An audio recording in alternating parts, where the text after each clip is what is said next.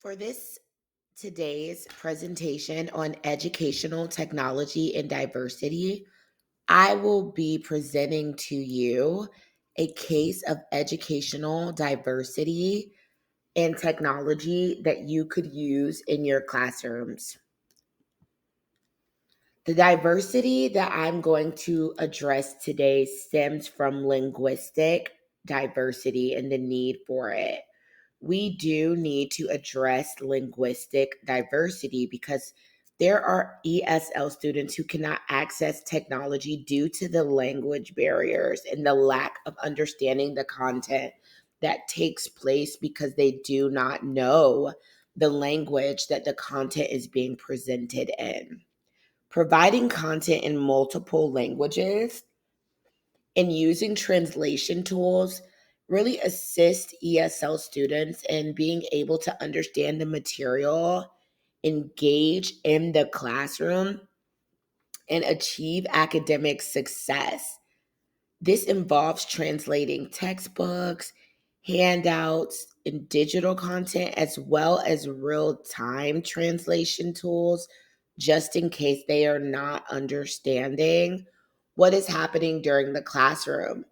So sometimes we can look at students and feel like he's just unengaged, he's not into the material, this is boring. But many students are facing problems and they do not know how to tell us as educators that they are having these issues. So, not everyone is diagnosed and labeled with ESL issues, but being able to diversify your classroom and allow this as an option will help those who might not have made it in the labeling process of being an ESL student but still need this help. And it's more common than you would think. 1 in 5 students in the United States speak a language other than English at home. That is 20%. That is a lot. We do refer to these students as ELL or EL, and they have limited English proficiency. Across the nation, more than 150 different languages are spoken in schools, but predominantly, most of our other language is going to be Spanish.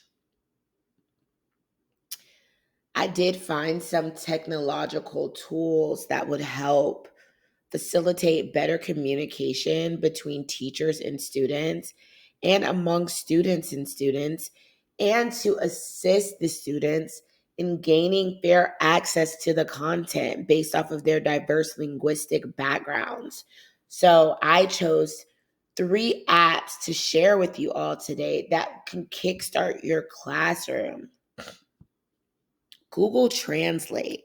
So, what I love the most about Google Translate is that they have image options, a document option where you can literally upload a PDF or any type of document that you're using in your classroom at that time, and it will translate it. Here we have Arabic and Spanish as easily and ready to translate for students.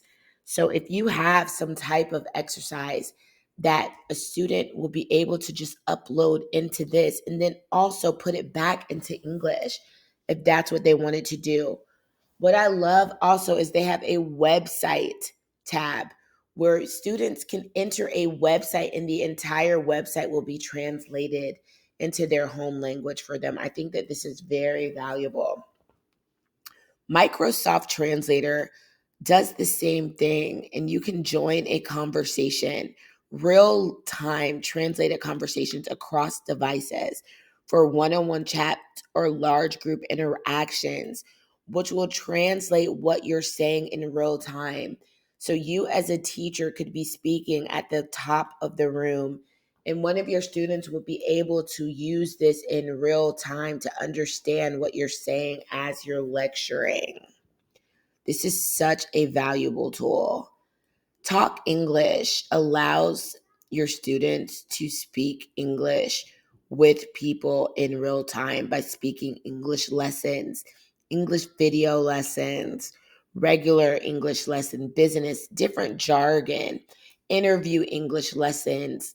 It's just a really good, very interactive website. And their goal is to help learn English speaking so you can speak English fluently, right? And the good news is that this one is free and something they could easily utilize in their recreational time at home. So these apps are not perfect, and every single technological tool has a setback. Translations may not always be perfect, and sometimes it can lead to more misunderstanding. So it's important that you facilitate observations when it comes to these apps and how they're affecting your students.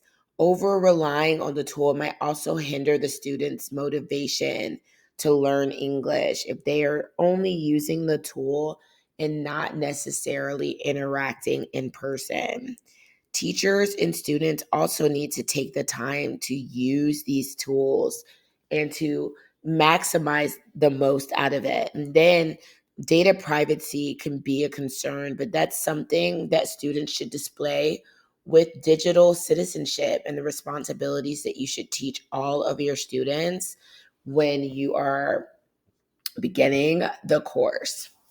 So I did use a couple of references, assistive technology and inclusion, from the Society of Information Technology and Teacher Education International Conference, the use of technology to enhance learning, which was an online document that I found, and from Creative Education, using technology in an ESL classroom, the highlights and the challenges. I really hope that you all enjoyed today. Let's go back one more time and you can take a screenshot of these apps that I love to use. Please feel free to reach out to me if you have any more questions. Thank you.